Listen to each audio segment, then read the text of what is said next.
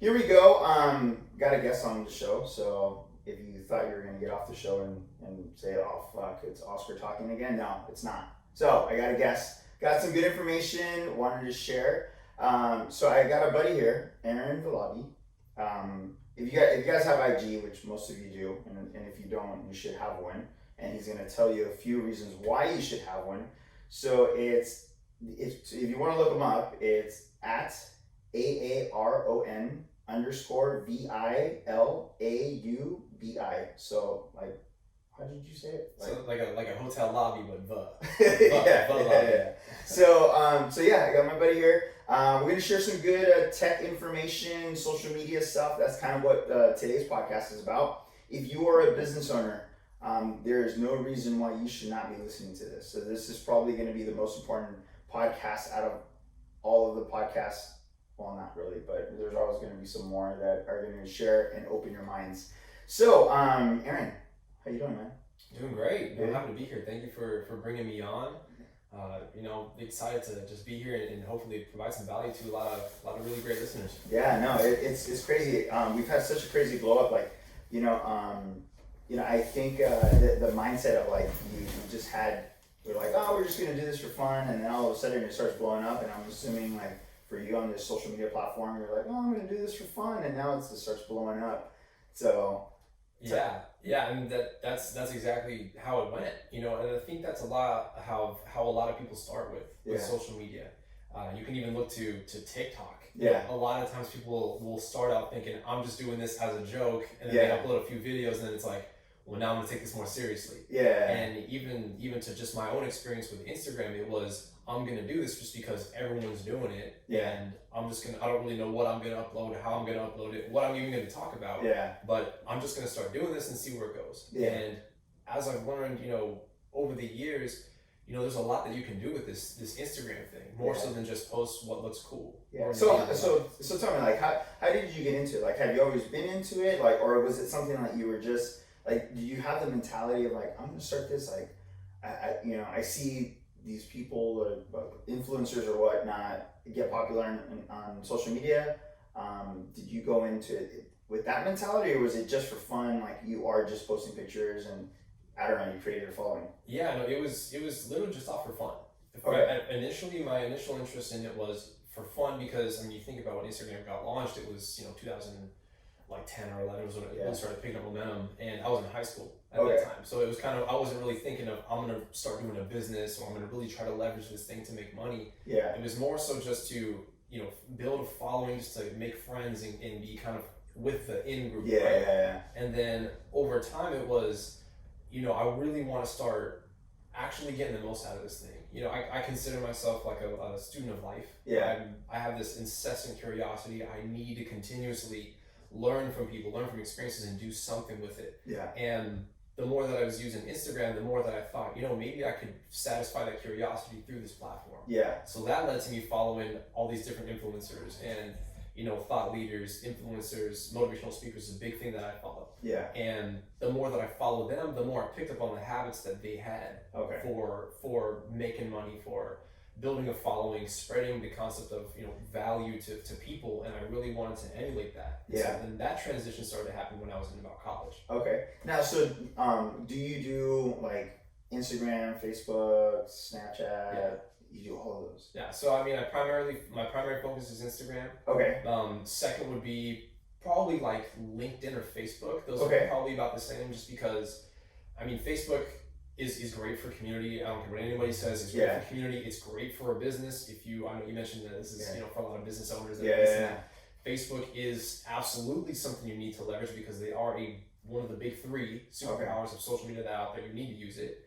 And then, LinkedIn, because it's been so hot, especially with Gary Vee talking about it, with the organic reach, with the authenticity that's behind it, and just the overall, attitude that goes into LinkedIn. Yeah. I've really started to kind of dive into it more from the angle of a social media influencer. Okay. Whereas, like I'm sure we'll probably talk about later, but like my day job is in career services. Okay. My job is to know LinkedIn. I have 3 LinkedIn tabs open at any given time. Yeah. And so by default, I've just really really gotten to know LinkedIn. Okay. But now the more that I've learned it from this professional job building side, now let's hit it from the social media side. Yeah. And that's a completely different angle, but it's all so interesting. So I mean, my primaries right now are Instagram, Facebook, and LinkedIn, and I'm trying to get better at TikTok. Yeah. But I don't know if I can do all those dances like this kid is doing right now. You know what? Like, I see some of this stuff and I'm like, this is so stupid. And then I catch myself in the mirror, like trying to do a couple of the moves. Yeah. I'm like, oh, dude. I was like, you got me, you know? Yeah, it's like, wait, what's a low? Yeah. So it's funny, man. There's I don't know if they mentioned to you, I own a couple gyms. And at the gyms that I'm at, I'm there, and there's this girl, her whole family comes and works out at the gym. But she's like the youngest. She's probably like 16. Mm-hmm. And she dances like competition dancing, you know what I mean?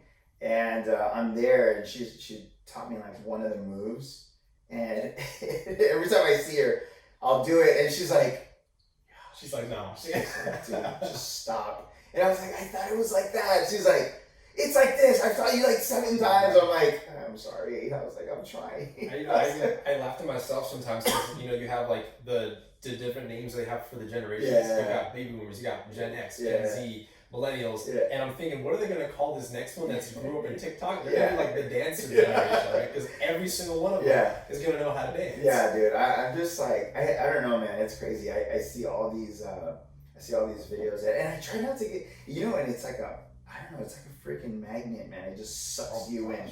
It sucks you in, and you're there, and you're looking at it, and you're like, wow, that was cool. That was 7 minutes that I just got sucked in, Like that. Yeah. I don't know if you remember Vine. You know what? I never got it.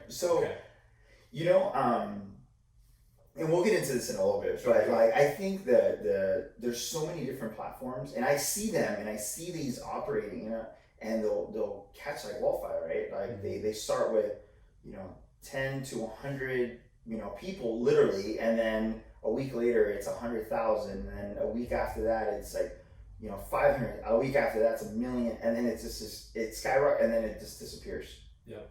It's crazy. That does happen, and that was, in the case of Vine, it was them having the corner of the market that was, we're doing 6-second videos. Quick. Yeah. That's it. You couldn't go more than 6 seconds, right? That's interesting. And then Instagram was at the time strictly photos, and then they introduced video. And then it's like, well, damn, like Instagram already had this solid foundation of users. Yeah.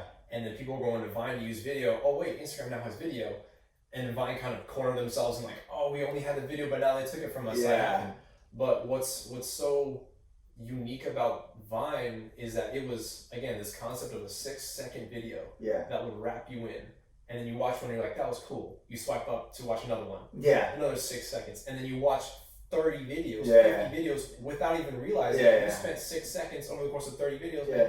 You look at the clock like, man, it was 30 minutes. Yeah. 30 minutes watching 6-second videos. Yeah. It's crazy. It's crazy. I think that's like one of the,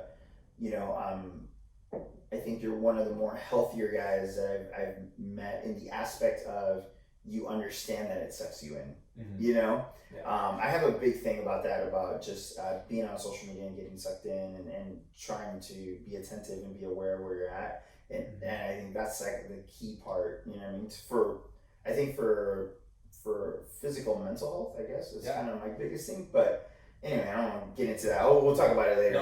We got time. We got time. But so tell me this. So you got into social media, you started building a platform. So when did you start realizing like, hey, I can do this like as a business, or I can actually start making money on this? Probably, I started getting real serious about leveraging my social media platforms as a type of stream of income as a business in 2019 January. Okay. I had been doing it like for fun, and it started getting a little bit more serious about building who I was and putting that image and that brand out there before that. Okay. Probably about the year before that. So it's been some time behind it. But when I was thinking, how do I actually turn this into money? Because that's a big obstacle that a lot of people out there who have followings face is, I've got this following, this audience, they tune in, but what am I doing to turn this into an income? Yeah. And I want us to learn that. And so that was in 2019, and I had to seek out some people, and it was kind of just a matter of me sitting down and saying, okay, where do I need to start? Who do I need to talk to who can teach me how to do this? Yeah. And the first place that I started was literally on Instagram, and I started following the right people. Everyone knows you go to your explore page, you can see all the accounts that Instagram says you probably are going to be interested in, right? Yeah. And I needed more of those accounts to be entrepreneurs. I needed more of those people to be the self-starters, the hustlers. So I started liking more of that content. I started following more of those accounts, and sure enough, so explain that a little bit. So you got a lot of people like myself that they know but they don't know, and we pretend we know. You know what I mean? Sure. So you're saying that on the Instagram Explore page, you could type in what you like, and that keeps repopulating every day. Is that how that works? Essentially. So the way the Instagram algorithm works is they pay very close attention to the people and accounts and even posts and comments that you interact with. Okay. And because they're owned by Facebook, Facebook has this database that just goes on forever. You ever look at their campus up north, it's this absurd amount of real estate that they own just to house their data. Wow. And Instagram is obviously owned by them, right? So they have all this data. They pay attention to whose posts you're liking. Are you liking posts of people driving cars, girls in bikinis, or motivational quotes that you see? Are you following the Lewis Houses, the Andy Frisellas, or are you following guys like Supreme Patty who just kind of go out there and just have fun? It's entertaining, but like it's a very different dynamic, right? Yeah. So they pay attention to who you're following. So you gotta help yourself. If you're trying to learn something like this, if you're trying to learn how to build a skill set, you gotta give yourself a chance by allow Instagram to help you. Invest in that time so that your explore page can feed you potential leads for you to build your own skill set or even clientele. Man, that you're like, no joke, you're blowing my mind right now. Like, no, I'm serious, because you, the fact that you said, let Instagram help you instead of, it's not like I help Instagram, but I do try to get Instagram to help me, but not in that perspective, right? Mm-hmm. Like, so, I follow specific things that I just like, you know what I mean? And on my own personal page, and it's like, I like this, and I like that. Mm-hmm. But that's interesting that you're saying that you're using Instagram to feed you the information so you can repost the information that you feel that is adequate with the right people. Yeah, absolutely. And that's not to say that you can't ever something like I like looking at great food. I'm obviously not a chef. That's not my brand. But when I see a picture of food and I like it, I'm gonna like it. I'll share it to a buddy who, he's a big fan of barbecue. Man, check out this burger. This thing is awesome, doesn't it? But it's not what I'm always, engaged with. I'm primarily engaged with more the motivation, the business entrepreneur side, the influencer marketing, and I mostly engage with that. So that's what's gonna mostly populate on my explore page. Okay. So as long as you kind of keep a focus on what you're about, what you really want to see, you're gonna be fine. It's not gonna take one share of one post to change your entire explore page. So I would say if you're gonna want to engage with things that are quote unquote outside of your brand, that's fine. Just maybe keep it to a conscious minimum. Okay, that's interesting. That's very interesting. So most of the time I would assume that when you go on these explore page, so like for example, right, I'm into a little bit of everything, right? Mm-hmm. So how do you clean that in through your explore page, or is that something that because you have got I see this all the time, and I know businessmen or whatever that are on their phones or whatever, and they pull up their Instagram because they want to show me something, and I'm like, girls in bikinis, and I'm like, it's like you don't want to be awkward about it because you can't control it. I was still there, man. I was like, come on, man, I got pop. Yeah. So I mean, it's just kind of like you gotta check yourself. Yeah. I mean, at the end of the day, it's what are you on the gram for? Yeah. If you're there to build a business, be there to build a business. Yeah. If you're there to look at girls in bikinis, I mean, I've seen an occasional girl too. It comes up and you're like, that's great and all, but what are you there for? Yeah. Are you spending your time on the gram to look at posts that are like girls on the beach in bikinis? Are you there for that? Yeah. Or are you there to be serious and dial in and build a business, build your skill set, and build that network that's gonna pay the dividends? Yeah, right? That makes sense. I like that. So you got into social media, you started building it for a business. Mm-hmm. So how do you feel? I mean, I guess it's really thinking, how do you create value for yourself, and then how do you create value for someone else? I love that question. I really, really do like that question. building value for yourself starts with you being honest about the image you're portraying out to the world. Okay. And so, so you're saying if I buy like 10,000 bots and I got 2 million followers, not real. I mean, there's two sides of the story. First off, I would say don't invest in bots. The bots is not going to help you. Instagram's going to hate you for it. And so for people like me, what is a lot of people don't know, what is a bot? So a bot is really just an empty account. Typically, what they look like is it'll say 0 posts, maybe no default profile picture. They're following 6,800 people, and then they've got 2 followers. Oh. That's like kind of like a telltale sign, and their username is some absurd mix of like letters and numbers, and mosaic 74x alpha. It's something really off the wall. You're like, what? Like, it'll show up in your account as a follower, but this is someone who's not engaging with your profile. This is something that was likely generated by a computer and a software, and it's not going to be a good look for your brand in that regard. So, granted, at the end of the day, some people just are not good at Instagram, and maybe their account kind of does look like that. Yeah. But more often than not, when you see something like a really off-the-wall username, no posts, no picture, following a ton of people, not having any followers themselves, that's typically what a bot follower is. Like, when we say bot, B-O-T, like a robot. They're not doing anything. Okay. Another word for them is like a ghost follower. They're not really just engaging; it's just taking up space. Yeah. So you want to avoid those because it's not going to help you. Instagram recognizes that they're fake, and it's going to hurt your engagement. So it's going to hurt your engagement. It doesn't really carry great rapport either. But again, at the end of the day, some people just aren't good at Instagram. Maybe they created their profile, they followed you because they liked it, and then they just deleted the app. They don't go back to it. It could be a variety of things. Yeah. But more often than not, those are kind of like the three ways you can tell that it's a fake follower. Okay. Is the username, profile, and their following. Okay. Kind of thing. All right. So sorry, I interrupted you. So going back to that question though. So how would you, again, creating value for yourself and for a client, I guess. For a client, sure. So the first part of the question, for creating value for yourself, you got to take care of yourself before you can really help take care of others. And I know we've heard that before, and maybe there's 2 arguments that's not like, you got to take care of other people to take care of yourself. And I was definitely one of those people that I need to take care of somebody in order to take care of myself. But you hear it on airplanes all the time. Make sure you put your mask on before you give somebody else oxygen. Yeah. Right? You can't fill another cup if yours is empty. Yeah. And I really started to pay attention to that, and that kind of came to light for me in probably about like truly drove home for me like late spring of last year. Okay. And so I was working with a couple of different people in the influencer industry because, like I mentioned, 2019 was when I was trying to get serious about making money, right? And up until that point, I was building my genuine brand. I was talking about things that I cared about, things that I had experienced that I thought could bring value to the audience. And then when I was reaching out to some of these people in the market who were making money, I was trying too hard to emulate the exact image they were. Okay. But it did not necessarily mean it was my own brand, my own image. But I thought, well, if they're making money and this is how they look, this is how they talk and act, I got to do the exact same to get that exact same result. And I think there's a lot of times a misunderstanding with that. Like there's like an old like analogy metaphor, and it talks about these monks at this temple. Yeah. And there was this one grandmaster monk, and he was the best. He did everything perfectly, and all the young monks, the starters, they idolized him. Yeah. But he was old, and he walked with a limp. And so all the young monks wanted to be like him so badly, they started walking with a limp.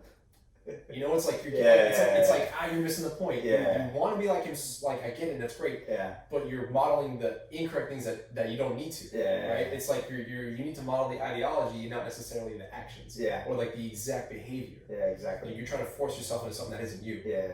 And so I started doing that because again I was new to like the concept of making money leveraging a business, and so I started changing my brand.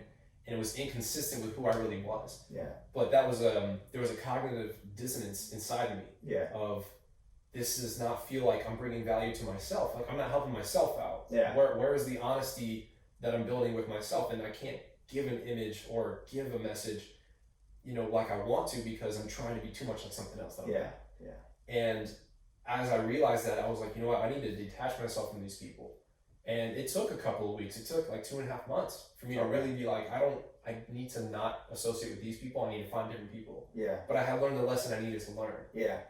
They say like an experiment experiments are good. Yeah. You try your hand at certain things. Yeah. But a mistake is when that experiment goes on too long. Yeah, exactly. I learned that from Ty Lopez. I thought it was really awesome when he said that. But so kind of get back to it, as far as the value for yourself, you gotta learn the things that you care about that come easily to you, that you can speak and believe in. Yeah. For me, it's hustling. It's doing the difficult things for the sake of them being difficult. Yeah. To build that mentality, to be of service. One day I want to be a great father and a great husband. Yeah. And I know that in order for me to do that, I need to do the things today to build that mentality of when it's time to have that responsibility in my life, I'm ready. Yeah, exactly. So you got to take the actions of doing the things that matter to you, that you believe in, that are true to you, and being honest about it. Yeah. Anybody, like even like my day job in career services, I meet with students and they say, I want to go into sales, but I don't really know what to sell. Or they say, I'm afraid of sales. Yeah. And I say, okay, great. Well, let me ask you something. What's your favorite thing to do? Like, what? I was like, yeah, like what's something you spend your money on? Yeah. Like, and why do you do it? And I was speaking with a student and she told me, I love going to music festivals. I love concerts. And I'm like, cool. I've actually never been to a music festival. I've never been to Coachella, never been to I've never, honestly, I've never been to one. Okay. Tell me about it. Because I don't know. I wouldn't know what to expect. Yeah. She's like, okay. She got super into it. She's excited. Yeah. She tells me, so like, you go with your friends, you get to go here, like the lights, the feeling, the atmosphere, the ambience is amazing. Yeah. And I'm sitting there and I'm like, you're making me want to go to a music festival. That's you selling me on a music festival. Yeah. You sold me want to buy a ticket, but not because you wanted me to buy the ticket. You sold me on an experience that you wanted me to have because it was so great for you, and you want me to have that same experience. Yeah. That's sales. And it was like a light bulb clicked on for her. She's like, oh, I get it. Because she was speaking from the heart. Yeah, exactly. She was speaking honestly. This was something that she believed in. Yeah. That's how you provide the value for yourself, and in turn, you get that value for your client. Yeah. Or you talk about putting oxygen on your mask before somebody else. That's you. You're being honest. You're providing that value for yourself, so now you can give it to other people. Yeah. That value for that client is being honest with them, wanting them to have an experience that maybe they don't know about, or they haven't experienced in the way you have, and you really want them to have that. Building that honest relationship, that's that value for your client. That's crazy, man. Because I think, I think a lot of people in life, in jobs and careers, or wherever they're at, they always think, not everyone, and I'm not saying this for everyone, but I think your job is that much harder, because if it's hard to get the employees to drink the Kool-Aid, right? Mm-hmm. And to do the journey with you. I mean, you have X amount of clients that you have to believe in their product and in their journey. Mm-hmm. And I think that's an interesting point, because you have the ability to take a look and say, you know what, that makes a lot of sense. I respect what you do, because that's really what it comes down to, right? It's respecting yourself and respecting what other people do, because that time is value, right? So nobody wants to lose no one wants to waste anyone's time, lose their value. Like, that's not what most people should not be there for, So if I'm there at a job and I'm like, I don't really want to be here, this sucks, this company sucks, it's like, well, why are you there? Yeah. It's like, why are you there? It's the same thing, I guess, it's interesting to see it from a social media platform side, that it's like, well, if I don't believe in it, why would I help you promote it? Why would I push it if I don't believe in it? You know? And that's even to that point too. I'm glad you brought that up, because whenever I speak to clients that I have when it comes to building their brand, mm-hmm. or even when I talk about it on my own platform, and they ask me, Aaron, should I invest in my brand? Should I invest the time? Should I invest the money? Yeah. And I say, well, the question you should ask yourself is, do you believe in what you're doing right now? Yeah. Do you believe in the work you're doing?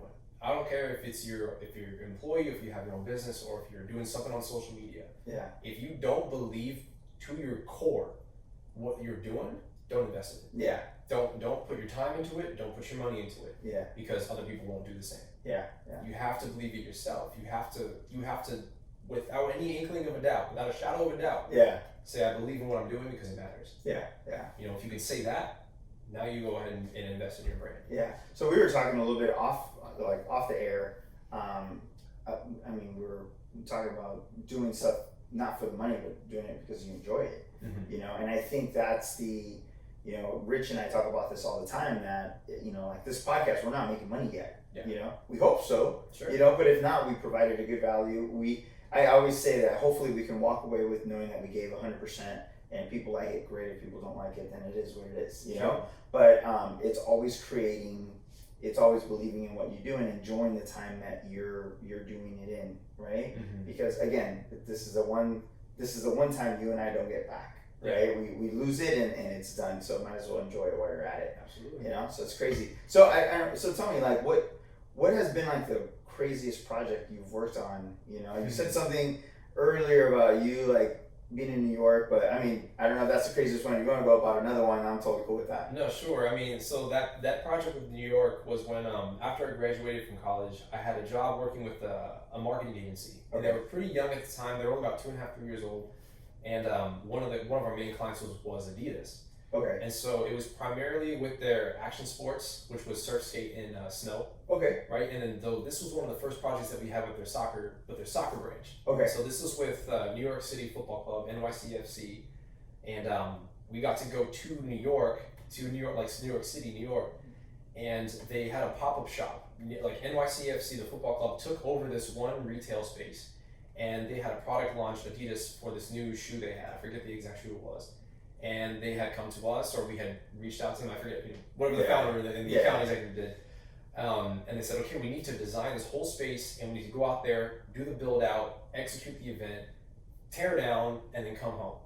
And I'm like, all right, great. Yeah. So let's do it. You know, I was a project manager, or junior project manager at the time when I was there. Yeah. And that was a fun event because we did this whole like street meets like the stadium, the soccer pitch meets the sidewalk of New York City. We put scaffolding inside. We had the DJ booth. Everything was so fun.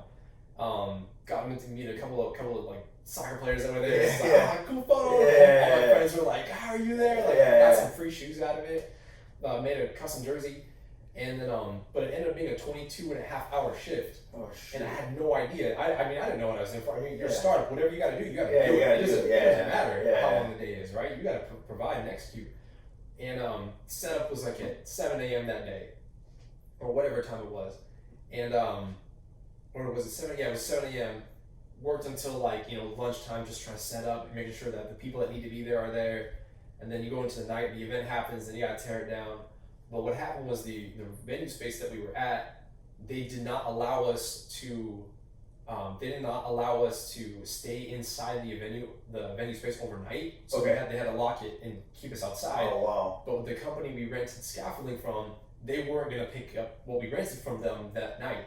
They were only going to come back the next morning at like 8 o'clock, 8:30. We're like, wow, we didn't account for this one. It's like, well, we have to stay with this stuff because we got $5,000 worth of rented material. We've got a labor workforce here, and then we've got a locked shop that we can't go inside. So we slept on the sidewalk.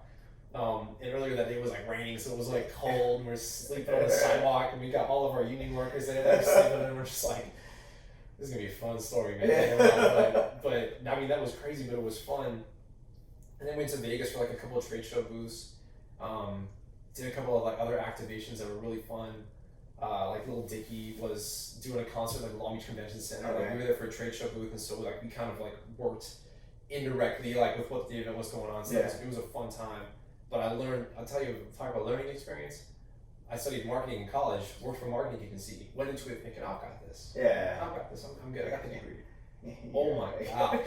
Eye-opening. Oh my gosh. Yeah. Hard learning curve, but I learned a lot. Yeah. So as far as products are concerned, like working with that agency was cool. With social media, it's a little bit different because I'm not doing like those crazy events and build out and executions like that. Yeah. But through social media, I went to this thing called the Penthouse Mastermind in LA, and that was probably the turning point in my 2019. Okay. Period. To this day, that is one of the most foundational experiences that have ultimately led to where I am now. Okay. Because again, that was April 2019. That was still pretty new when I was in the whole like, making money off the brand, really trying to put this image, figuring it out. And this was pretty recent after I parted ways with some guys that I mentioned earlier were kind of causing me some cognitive dissonance, my dissonance inside. And so I get there, and this is the top, within the top 5% of LA. You've got people who are involved in TV, in movie, in music, lady bosses who have got, million companies that are selling CBD products or cryptocurrencies, network, like and real estate. Everyone was there. President of Hyundai Sales was there. Hyundai Motors. Everyone was there, and they were just doing this mastermind, giving 30-minute talks on sales, on brand building, on internet marketing, everything you can imagine. They were talking about it, and you got me. I'm like, wow, geez, I got like a day job. All of y'all have it figured out. Like this kid's 18. He's making apparently 6 figures. And I'm just like, how? What am I doing here? Yeah. And I went there with a guy I had met from a previous digital marketing agency I was working with, and he was from Nebraska. This kid chased storms for his living. That was what he did. He chased storms. He told me about this event in LA, and I'm from LA. Yeah. I didn't know about it. He's like, I'm coming out, man. I know we haven't met. I only knew him through the business, right? I'm gonna come out there. Will you go to this event with me? I'm like, how much are tickets? He's like, they're this much. All right, man, we'll do it. So he got me in touch with a guy, and because he and I both sold enough tickets, our tickets were basically comms. Okay. But we didn't know what we were walking into. We just heard this event was super cool, and that top 1% were going to be there, great for the brands, make some sales, cool. Yeah. And me and him were sitting there like, dude, what are we doing here? Yeah. Like, we are outgunned. Like, we are, this is way too big for us. Yeah. And in my head, I was honestly thinking, man, I should just go. Like, I should just silently walk out, call me an Uber, and I'll just go home. But then I was thinking, like, man, this guy, 2 years younger than me, he flew out from Nebraska. My man's wearing, cargo shorts and his plaid polo shirt. And he's having a ball, man. And I'm like, and we're both nervous, but he's having a good time. I'm like, how could I leave, man? I can't. I'm staying, man. I'm staying. I'm not going anywhere. And if I had left, I can, as honestly say it, that would have been the biggest mistake of my 2019 and one of the top mistakes of my life. Wow. Not just because of the information I heard from people that were there, but because, for one, I forced myself to stay in a space where I was uncomfortable. Yeah.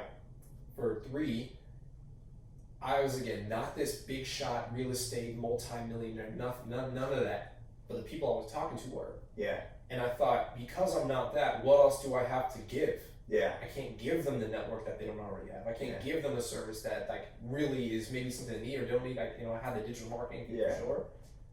But all I could give was myself. Like, as cheesy as like points it sounds like, I could literally only give myself and tell them who they're and show them who they're talking to. Yeah. Lo and behold, what a concept that worked. You're talking to people and not one person said, let me get your business card. Every conversation ended with, let me get your Instagram. So whatever brand you had built up to that point was what your brand was. Yeah. It was time to shine right there. You had to be ready for it. Yeah, that's great. Get your Instagram. And I was like, really? Cool. I give them mine and I get theirs. They've got 100,000 followers and a blue check. And I'm like, you sure you want my Instagram? Yeah. You sure? Yeah. And I still keep in contact with these people. That's crazy. And it's just this crazy network that helped from that event forward. But I would have never gotten that if I left.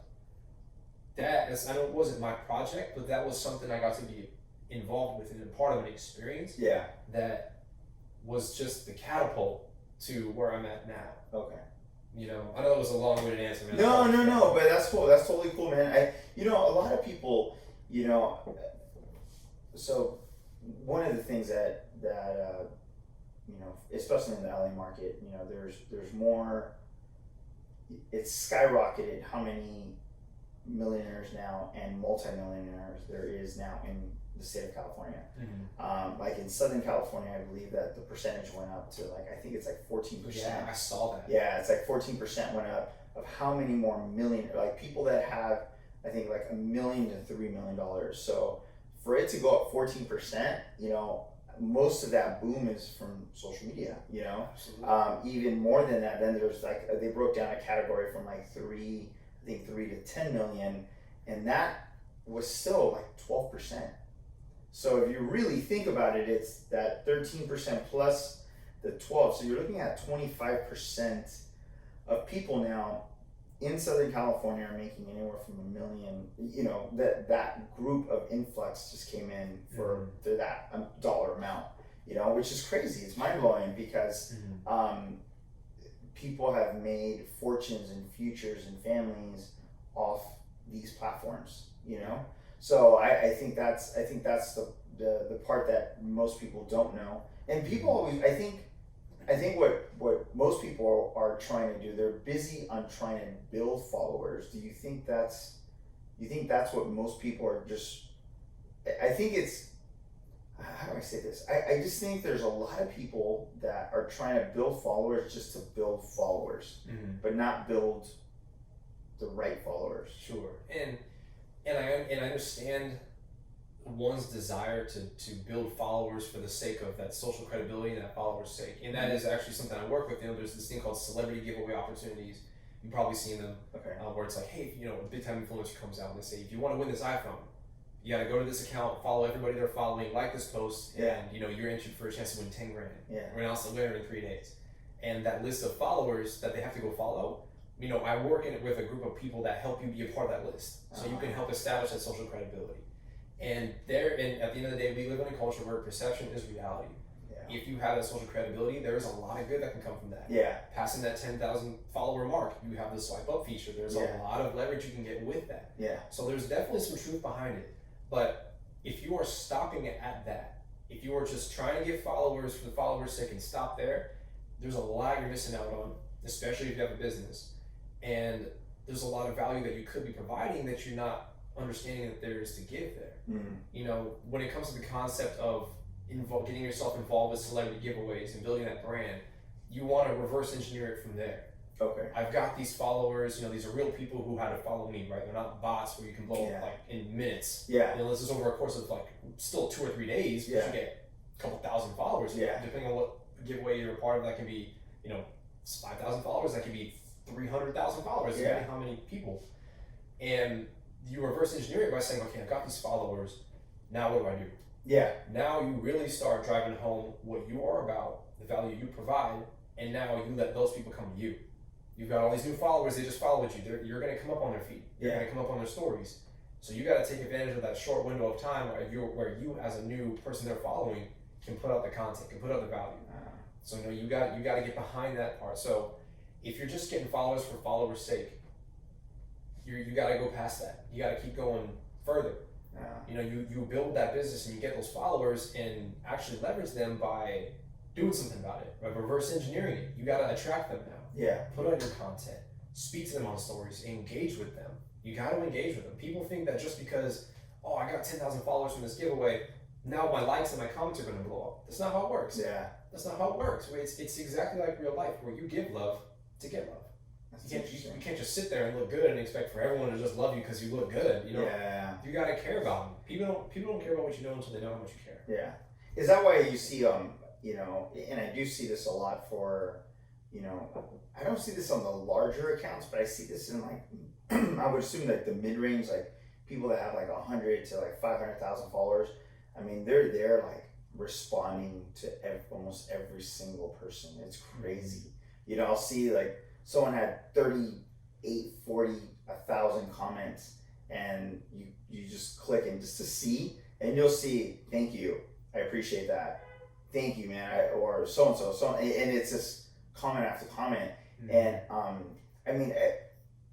I think, do you see it as a, because I think it's consuming, right? Like it can gobble you up, to comment to every single person for that interaction, But I think, do you see people having like someone else that does that for them, or do you think that actual person is doing all the responding? It varies from person to person. There's definitely some influencers out there who do it all themselves. There's some people who have someone to help them with it. Yeah. Typically when an influencer or a thought leader, someone who's in that spotlight, the bigger that they are, the more they blow up, they really need somebody to help them. Yeah. Because you think about it, if you are on the stage of putting on countrywide events, on being a guest speaker on some talk shows, you probably have other business to tend to than just responding to every single comment. Yeah. But regardless of that fact, not all users know that, and it's not always to say that every response you get is from their assistant or from someone they work with. It could very well be from that person. That is true. That's true. I follow the School of Greatness podcast. It's Lewis Howes' podcast. Okay.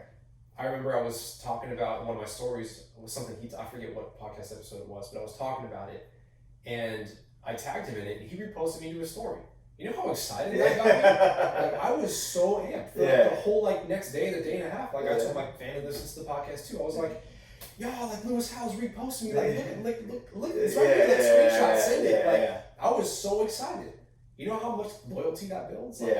Regardless of it being his assistant or not. Yeah. I was so excited about the fact that, man, Lewis Howes or somebody within his space recognized me for that. Yeah. They acknowledged the fact that I was talking about what they were doing. Yeah. That mattered to me. And that's where you really build that loyal following. Interesting. You talk about people caring, people showing how much they care, reposting something like that, millions of followers, whatever he is. Yeah. Someone Lewis Howes even if it wasn't him, someone Lewis Howes trusted put my stuff on his main page. Yeah. Someone believed that I was speaking to his brand well. That's great. And that meant a lot to me. Yeah. Even to respond to comments. Yeah. It means a lot. If you commented on, I don't know if name a big time influencer that you really follow.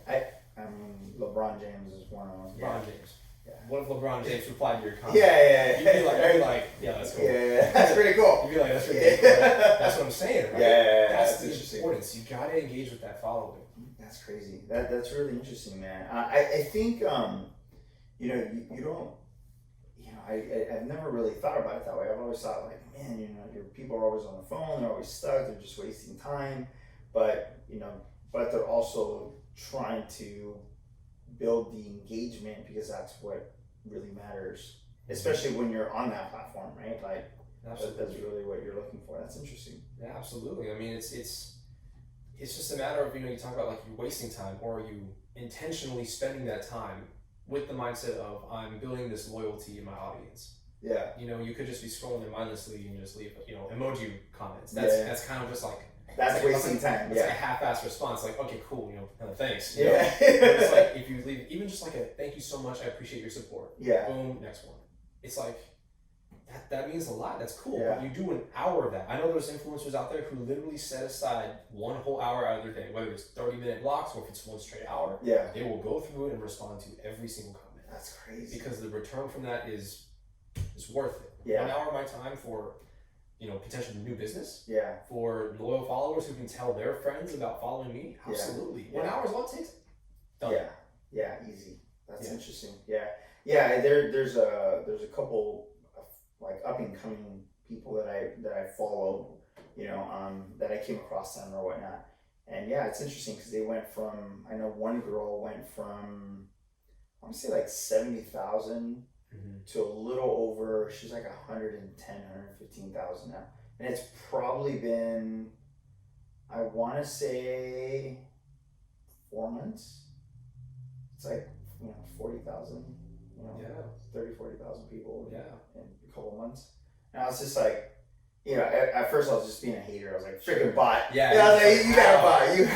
You had to get a bot. But when you follow her and you look, man, it's someone posts something, responds and she's on it, just posting, which is cool. And you're right, that builds oh man, that's cool. She responded, and you feel like you said, it's LeBron James saying, hey, what's up? And you're just oh shit. You know what I mean? Yeah. I was not expecting that. Yeah. That's cool, man. That's a different way of thinking about it. And even as a point of advice for some of the business owners, or even just people who are trying to get into the space, when it comes to engaging with your followers, Instagram's kind of rule of thumb is that first hour with the algorithm is what determines how much exposure and reach you're going to get with that post. Whether it's with your story, whether it's with a feed post.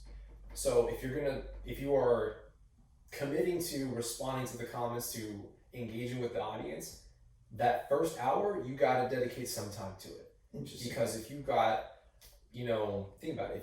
If you have 5 comments on a post, it's okay, cool. But if you respond to every single one of those, now you got 10 comments. Yeah. In that first hour, it's man, it's kind of a jump. That's kind of Instagram's still going to recognize that as active engagement. So and you got to make sure that those comments are more than just a couple emojis. Actually say I think it's 3 or 4 words. Okay. Is how they actually recognize as a true engagement kind of thing. Okay. But if you've got 10, 15, 20 of those comments, Instagram's going to think, okay, this post is going off. Okay. More people might want to see this. So that's when you see that reach stat kind of grow. Now it's growing. So if you're going to engage with your audience, I want to highly recommend that first hour is when you dedicate some time to respond. Okay. After that hour, sure, maybe you can take a step back. Yeah. Do what you got to do, and then go back and still reply to all those people though, because it still matters to them at the end of the day. Yeah, that's crazy, man. Yeah, I didn't. Since you're pretty much monitoring that, and you take a look at that. I mean, how much does Instagram actually change or Facebook change their algorithms? You know, is it yearly, 6 months? I mean, to be honest, I feel like only people within Instagram might actually know the answer to that. I treat it as, the algorithm is going to change whether I want it to or not. Whether it's going to help me or not, the algorithm is going to change. Yeah. Just like TikToks will eventually change, like LinkedIn's will eventually change. Yeah. It's all going, like YouTube. A lot of people on YouTube are seeing it right now. Yeah. Where the organic reach was there, was active, and now it's getting tougher. That's just the reality of it. It's going to happen. But it's why does it get tougher though? I mean, in your world, how does that organic reach get harder? Because you're right. I think years ago, you would post something and things were just blowing up quickly, and now I guess like you said, it does take work, Yeah, I mean, at the end of the day, you look at Instagram, Facebook, YouTube. They are businesses. They have a bottom line they got to meet. They want to make money, and the way they do that is through advertising, right? So if you want more likes, you want more comments, you want more engagement, pay $5 for a day to get this one out there. Now, there's the engagement. Now that's what I like. Yeah, you keep coming back for more, and it's kind of that play, and it's like it's no hate, no shade, no nothing to Facebook, social media, platforms like that. They are a business. That's just how it works. We're all trying to do business here. That's I get it. But even if you don't, or even if you have a hard time with that organic reach, with getting involvement, it's a matter of what you do with the people that do engage with your posts. Okay. People will get so caught up, and Gary Vee will talk a lot about this. People will get so caught up in the number of likes, the number of comments, the number of followers. And while those things are important, they just kind of think that having that number is enough.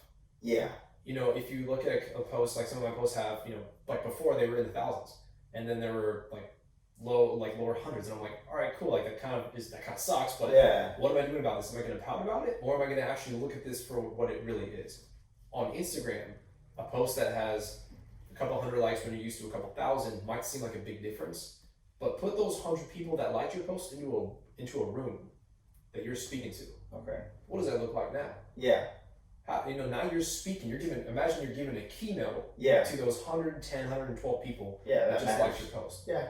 Now what are we looking at? Are you looking at? These are people. Yeah. These are people that we're working with, not likes. Yeah. We're not working with likes. We're working with people.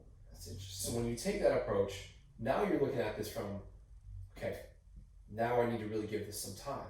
This is a person who felt that what I had to share was enough for them to agree with it. Send them a thank you, saying, hey, how's your day going? Yeah. You don't got to do that with all 100 people, but understand that these are people that are engaging, that are choosing to engage with your content. It's a matter of what you do with that engagement. The algorithm's going to change no matter whether you like it or not. It's going to change. Like Instagram got rid of the ability to view the number of likes, right? I was like, I don't know why for me it didn't change. Like I can still see that number, but for a lot of people out there, you can't even see the number of likes anymore. It just says, someone like this and others. And you can click on like the others and you can kind of see it. But now that you are almost relieved of the need to impress people with the amount of likes you have, focus on the things you really need to be focusing on. Yeah. The people that are engaging with it. How are you going to turn those into converted sales? How are you going to cause them to be recurring clients? People who are constantly engaging with your content. Yeah. That's the focus. Interesting. You get that by engaging with them and treating them like this is not a like, this is a person. That's crazy. Yeah, so that's very interesting.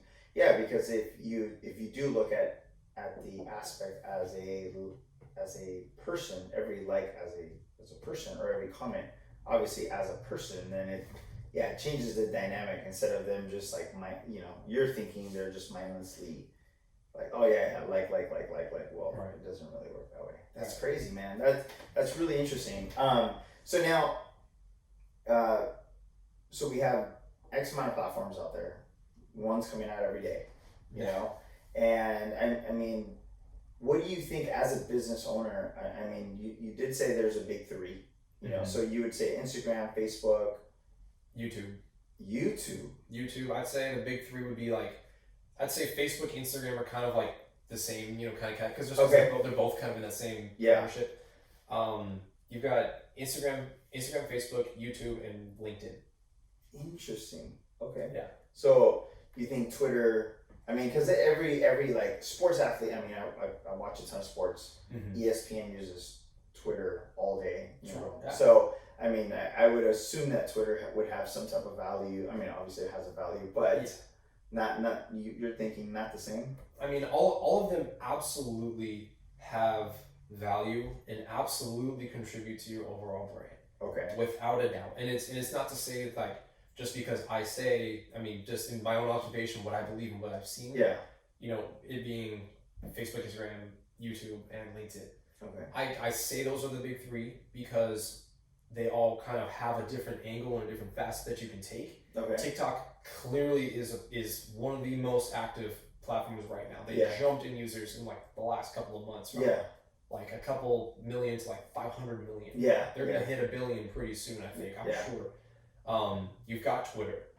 Personally, I remember when I was in high school seeing Twitter come out and get launched, and I was like, it's so stupid. It's not gonna last.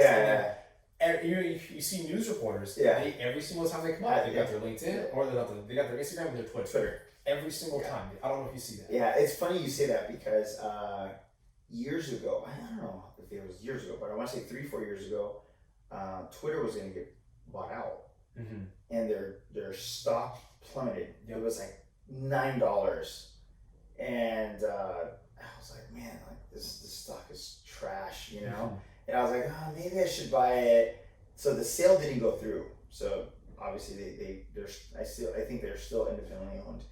And then their stock went up like $12 to like $17. And I was like, shit. I was like, man, but who uses Twitter?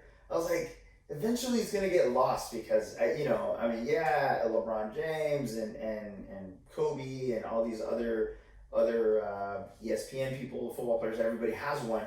But I was like, Instagram is so big now. I'm like, why even use and now I looked probably a couple of days ago and it was like $40-something for. I mean, I think a lot of the reason that Twitter has been able to keep such a strong foothold in the social media world with their users is because we've gone from social media habits and in a sense of consuming social media from long videos to long posts to now with the introduction of TikTok to short, quick, rapid, you hate to say it, immediate gratification, right? Like you want that fix now. And you've got my attention for 2 seconds. If I don't like it after 2 seconds, I'm moving on. And after that 2 seconds, I'm giving you another 4 seconds. If it's after 4 seconds, maybe I'll rewatch your video. Look at Twitter. You're limited to 1,400 characters or whatever it is. People get their news through Twitter. Right? People get their news through Twitter. It's like, who am I following? I'm following CNN or I'm following I'm following this reporter in the news. It probably makes a lot of sense why news reporters have the Twitter handle. That's how people get their news, but it's in short sentences. It's quick information, it's rapid, you consume it, you got it, you move on. Instead of sitting in front of a TV watching the news to get the one story you're looking for. Man, I'm watching the news for the weather, but the weather doesn't come on for 15 more minutes. I can just go to my app, get the weather, I'm done. And I move on. I think that's why Twitter has really been able to still stay strong is because they're short, they're quick, they're short. You get the message out, you move on.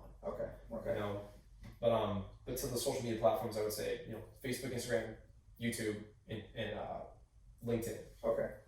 So for someone out there that has a business and they are trying to build their business or trying to and I guess building their business in the aspect of acquiring more business, right? Do you think that using if I'm a plumbing company, right? Who would I mean, it's like what platform would you use? Like, so you go on YouTube and there's a ton of like how-to videos, right? But on the flip side, like that would get them business, but not as much. I would assume not as much as like Instagram, right? So I mean, if you have a small do you think it's just depending on the company that someone has will depend on the platform that you use, or do you think that they should just use all of them? I think having a presence on. I mean, you don't necessarily need to have a presence on all of them. Like my Snapchat presence is pretty minimal, to be completely honest. Like every now and then I'm like, I'll put this on Snapchat. To be honest, when I was a couple years ago, I hated Twitter. I despised it because there was so much hate and like all this stuff. And I was like, I don't want this, And then as time went on, people were saying the same thing about Instagram. But I'm like, Instagram's great. What are you talking about? And then I was like, okay, hold on, check yourself, Aaron. Why do we hate Twitter? Because we saw all this hate. people hate Instagram because they say others is hate. But we're not engaged with that hate. We're not following the hate. So why don't we just not follow that on Twitter? So I redid my Twitter at the beginning of, not this, actually a little bit towards the tail end of last year. So I mean, I'm barely starting on Twitter, but I'm kind of just starting to build a presence there. So I'm trying to have my hand in every jar. But for businesses, you have to really pay attention to your client and your audience. If you are, like in your example, if you're plumbing, right? You as the business should keep in mind and should keep the track of data of who you're serving as clients. Are you serving 18 to 22-year-olds primarily? Yeah. Are you serving 25 to 35-year-olds? Are you serving 40 and older? Now that you've got that information, who is using what platform? Yeah. You know, you've got maybe the older end of the millennial generation probably still primarily using Facebook to get all their stuff. Yeah. All their news, all their updates, still posting photos, all that stuff, right? I don't post too much to Facebook like I post to Instagram. Instagram is like where I'm getting all my stuff, right? Okay. So if I'm the plumbing business and I know that my demographic of age group is between 21 and 29, I know that they're using Instagram. I'm putting all my ads on Instagram. If I know that they're 40, 35 years and older, maybe they're primarily using Facebook, I'm putting my advertisements on Facebook. That's crazy. If I'm looking at the young, 18, 20 months, I'm going to TikTok. I'm going to TikTok. And then LinkedIn is just to establish that this is who we are professional, we're legitimate, and you can use LinkedIn more to network. Okay. It's like we're great at plumbing. Maybe that new building that's going up needs plumbing done. I'm gonna reach out to them on LinkedIn. Yeah. Right, because they're not gonna be going on Facebook. That's just not the way that's interesting. doing. Right? Okay. So you gotta pay attention to your client base and figure out what platforms are they using. Okay. You gotta go where the eyes are. Yeah. So that's another Gary Vee concept. He loves TikTok, not because he loves TikTok, but because that's where all the eyes are right now. Yeah, that's where they are. So that's where he's gonna post content. Yeah, that's where everyone's at right now. Yeah, that's crazy. So what do you feel like people would need to? I just think it's weird. So you have these people, that have now 100, 200, a million followers. Mm-hmm. For money wise, right? Is it just, are they getting paid? They're not getting paid through Instagram, right? Like Instagram's not paying them. It's what they're getting paid for is like ads that they're putting out, correct? Right. Instagram is a free platform to use. Mm-hmm. So anyone can just go on there, download your thing, you've got it, and you're good to go. Yeah. But as far as like the making money concept, when it comes to like companies, a lot of that will just come from advertisements. A lot of it comes from like brand endorsements, product endorsement. You see a lot of the influencers out there say, hey, like I got this new skincare routine. Yeah. They go through their whole thing. If they're like in cosmetics, for example, they go through and they'll wash their face with a thing. They're like, hey, try this out. This is the new tone lighter or pore cleanser, whatever it is. They'll use it, and then they'll pay them for making that post, and then they'll send them free product to do it. Because if you think about it from the business standpoint, where are the eyes at again? Yeah. They're on mobile phones. Yeah. A big mistake that I see companies make too is they'll make a website that's desktop compatible and not mobile compatible. Yeah. Most of the purchases you're going to see, I mean, not most, but like you'll see you can look at the exact statistic of the number of purchases that are made from mobile. If you don't have a mobile compatible phone or mobile compatible website, it's gonna mess up with your sales. Yeah. So as far as how people with 100,000, 200,000 followers are making money, it's the companies saying we will pay you this much money for this many posts. Yeah. Feed posts, story posts, whatever it is, for this much time, and we'll send you some product to advertise it. Because from the company's perspective, again, all the eyes are on the mobile platform, and we've got 200,000 people who are going to look at our product who follow a cosmetic, beauty, niche person. We're targeting the exact people we want to see. I could see that. If you do a commercial, it could be anybody. Yeah. If you do any, like a Google ad, even Google ads are a little bit more generic. Yeah. Now you're just kind of selling it to anybody and hoping something sticks. That kind of a thing. It's not the most cost-effective approach. Yeah. If you can be more niche, the better. And even that ties back to like even reverse engineering it. You have a lot of followers. Now you got to find those people that you need. Have them come to you. Yeah. That's how you do it that way. Put up the content and the people that you want to attract. If you were a plumbing business, for example, and you do a celebrity giveaway and you blow up your follower. Now you've got 110,000 followers. Yeah. We got to figure out who needs plumbing. I'm going to put out all the constant examples of maybe this generation in a struggling situation of needing plumbing, or this generation needing plumbing, or this example of making a funny video to engage with my audience. Now I'm letting them come to me. That's crazy. I heard a quote one time from another really awesome lady boss, Brittany Michaelchuk. She's incredible if you have a chance to check her out. Okay. And I learned this lesson from her. I don't know if she coined it or she learned it from somebody else, but I heard from her. And she says, you don't need to get 100% of the market. A lot of times brands, a lot of times people start on Instagram or any platform, they try to get 100% of the market. Yeah. You don't need that. Yeah. You need 20% of that 100% to like you, and you need 2% of that 20% to buy from you. Yeah. And you're a millionaire. Yeah. And you're going to make money. Yeah. You only need that 2%, so draw them to you. Yeah, exactly. Right? You don't need to spend all this time going to them. Like, let them come to you, then treat them like family. Yeah. It's weird.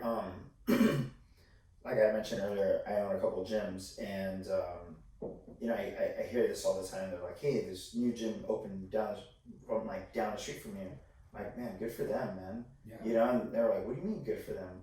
I'm like, dude, in the city, there's 290,000 people. I was like, it's like I need maybe 1% of that. 1 to 2% of that, and we're good, man. Yeah. And he was just like, well, that doesn't really. No, I'm like, we don't need that much. That's almost like that scarcity mindset where it's like there's not enough to go around. Yeah. We can all eat. Yeah, exactly. Win. Exactly. And I think people don't even realize how much everyone can eat. Yeah. When you work together and you understand that. It's like that's why you see a lot of the panels of experts, social media experts, they're all together. Yeah. And they've already worked together before that. Because they know that if they try so hard to isolate themselves from everybody else, you're not gonna win. Yeah, exactly. You can't win that way. And that's something that was really cool when I entered the entrepreneur space, was realizing that. Yeah. Because I thought it was, this is mine, I'm competing against you, bulldog. And that might have been maybe like a thought process of the past, but now it's like we're all trying to just help each other eat. Yeah, exactly. And there is enough to go around. Yeah, it's crazy. There's a friend of mine. He's more of an acquaintance, and he owns a sneaker shop out in Las Vegas. And when I met, I'm better friends with one of his partner. But what was interesting about it is when I would go to shop, they're always like, "Hey, what's going on? How are you? This and that, all the other fun stuff." And they had a big influence on social media. But one thing that they did was they would go to different shops and make them their shop of the week kind of a deal. So they would go to London, they would go to China, they would go, France, Italy, Mexico, and they would just go to these different shops, and their shop were advertising other shops, which was crazy. And then they would do a whole YouTube video, a podcast. They would do everything regarding that other shop. Blew my mind, because at that point they were just like, man, there's just enough. There's enough people for everyone. So, and I think we started focusing on that about 1.5 years ago as well. Just like, hey man, the goal is to help everyone, not talk down to anybody. Just, hey man, let's just everybody just needs to do their part. Yeah. So that's interesting that you used. I think the concept of having social media not only compete against each other, but there is no competition against each other. Everyone can help the other out. You don't know everything when you start out. Yeah. If you're trying so hard to compete against everyone, you're going to try to think everything I do is on my own. No one helped me get here. Yeah. And I get that, man. You don't know how much I appreciate that grind and that hustle, but you won't get far. Man. Yeah. There's only so much you can do on your own before you need your team. Yeah. And in my honest opinion, I'm still looking for that solid people. I work with a team right in there remotely. They're based out of Arizona, and I connect with them daily. But to have a local team of people that I can really tap into and work with, I'm trying to draw them to me right now. Those people that I really just click with, and I'm like, I get it. I took a DISC assessment. I went to this thing with Eric Thomas, a motivational speaker. You want it as bad as you want to breathe. He's that guy. And I've been following him since I was 14 years old. Okay. Finally got to see him in person for the first time in Carson 3 weeks ago. Took a DISC assessment, And basically, it's like a personality thing. I don't know if you've heard of Yeah, disc assessment. I have, yeah. So but you feel free to share so people know. Yeah, so the disc assessment is basically just like a personality assessment that breaks down your kind of just your approach to situations and how you work with people. Are you very kind of the point leader? Are you demanding? Are you very much like the one who's spearheading the movements and you're kind of like, we're doing this and we're doing this now? Yeah. Are you like very commanding? Are you very sociable? Are you very personable with people? Do you thrive around being with other people? That's the I part of the disc assessment. You know, I'm a 99 I. That's where I live in that space. You got the S, which I forget the exact words that go with each letter, but S is kind of like you're a little bit more introverted. You kind of like that space to yourself. You would rather kind of work maybe a little bit more behind the scenes and be a little bit more operational with it. And then C is you are by the book. You are, we got these policies and regulations, this step-by-step process. We are going to follow it to the T. I am comfortable there and I can thrive in it. Yeah.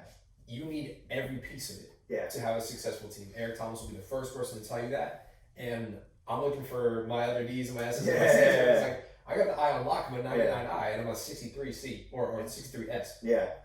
Which is kind of funny because they're kind of opposite, right? But, you know, that's the disc assessment. I highly recommend everyone take that just to kind of put in paper, even if you know what you kind of think you are, put it on paper. And it'll give you like a 22 page report. Yeah. Read through that sucker, man. Like to really get the nitty gritty down of the space and the people that you need to succeed. You know, like if I'm an I, high 99 I can only really work with people who are I's. But I'm leaving out every person who's a D, every person who's an S, every person who's a C. Yeah. What happens to my business? Yeah, exactly. It's nowhere near what it could be. Yeah, what it could be. You know, you gotta learn to work with those people and be able to speak that way. Yeah. So that you can do more business, right? But if you are so much about I'm doing this my way, nobody else, you're gonna miss a ton of the market. Yeah. You know, it's weird. I'm very business oriented, and I realize that I am great at starting a business. I'm great at managing a business. I am terrible the in between of it.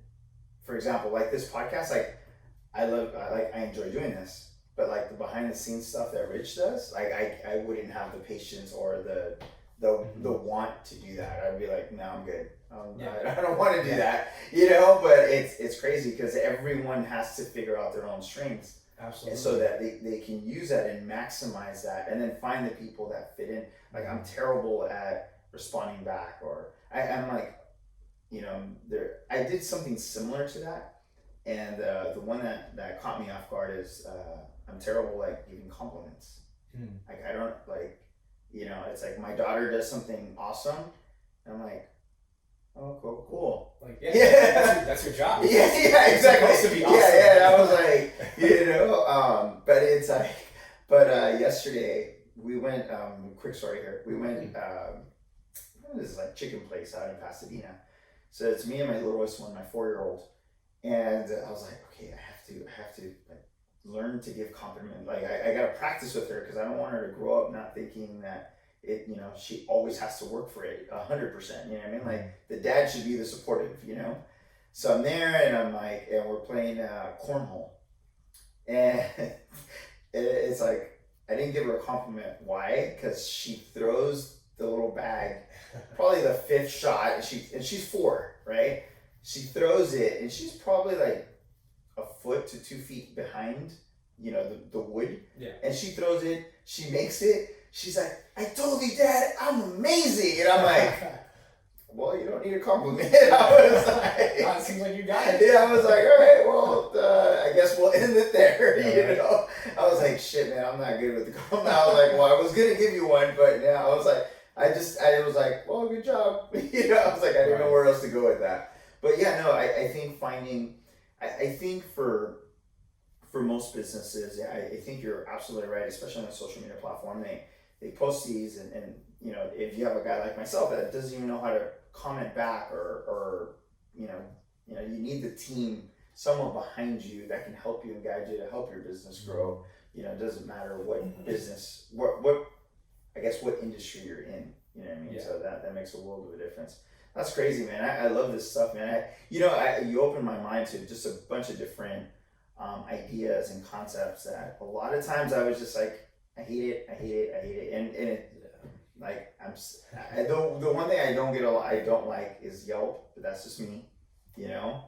Yelp kills me. Like I just, and I don't want to get into it because I'm gonna get all. Yelp's a different beast. Yeah. I know if I get into that, I'm gonna be like, oh my god. But anyway, so before we end this, anything that you would like to share, like you're just like, you must, give me your top 3. Any business owner that's listening to, any top 3 points of advice that you would like to share with anyone.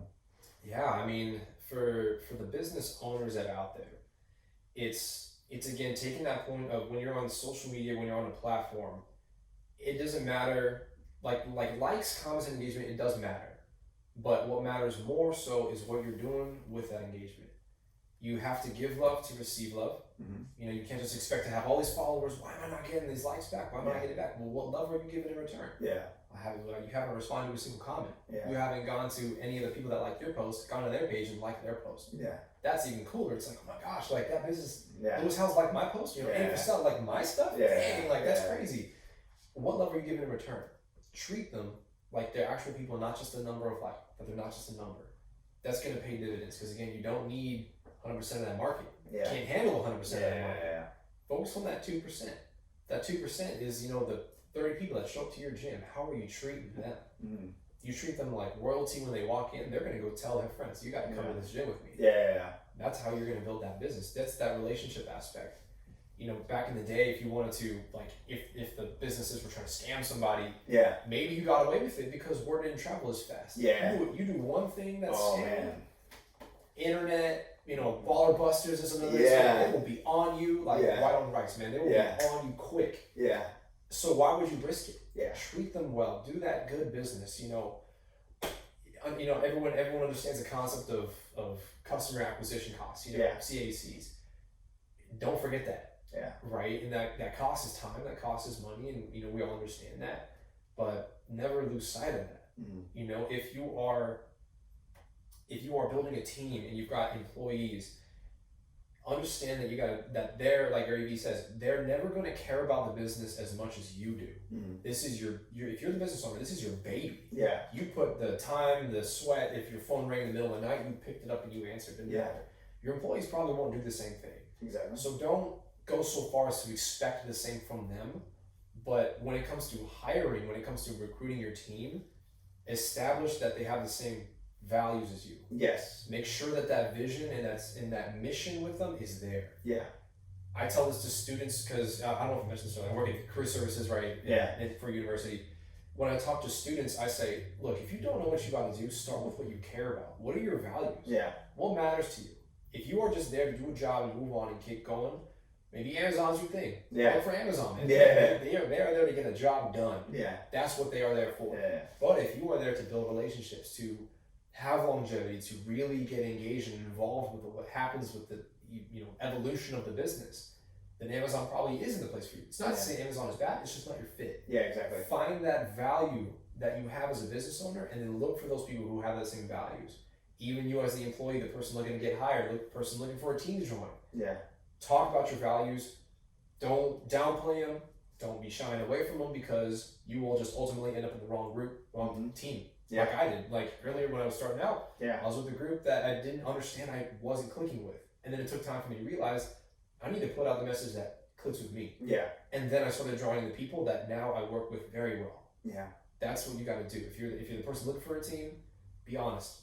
Yeah. Put that image out. Even if it's a little bit vulnerable, that's okay. Talk about what you care about. People are going to hate on it anyway. Yeah, exactly. Yeah. But again, you're not trying to get 100% of the market. Yeah, exactly. You only need that 2% people who are down with what you are talking about. Yeah, exactly. And then you build on that, and then they are going to attract people that also like what you're about. Yeah, I can see that. Man, I love it, man.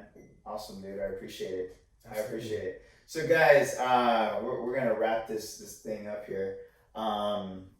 You good so far? Yeah. All right. So, I hope you guys enjoyed it as much as I did. Thank you, Aaron, for coming out, spending your Sunday with me. No, thank you for having me. This was really cool. Thank you. Yeah, no, man. And it's again, if for everyone that's out there, guys, if you guys are listening to this, I mean, everyone has a different opinion. again, different thought process, but this kind of information is hard to find. It's hard to ask people, really what a good perspective on this is. And yes, there's going to be a million opinions, a million ideas, but like we said earlier, try what works, and if it doesn't work, just switch it up, and see what happens from there. But again, thank you guys. Thank you for the time.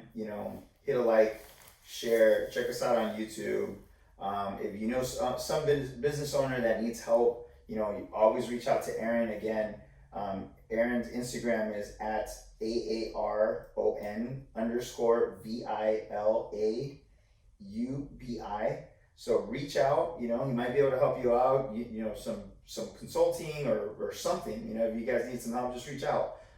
Don't be afraid. He's easy to talk to, as you can see. But again, share this with a couple friends. Give us a like. Rate us. Again, we're on YouTube.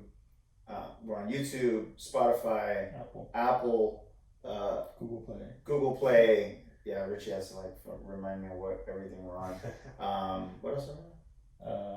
I don't know. That's all the other good stuff. Anyway, thank you again, guys. Thanks for listening. Aaron, I appreciate you, man. Oscar, thank you so much. Appreciate it, brother.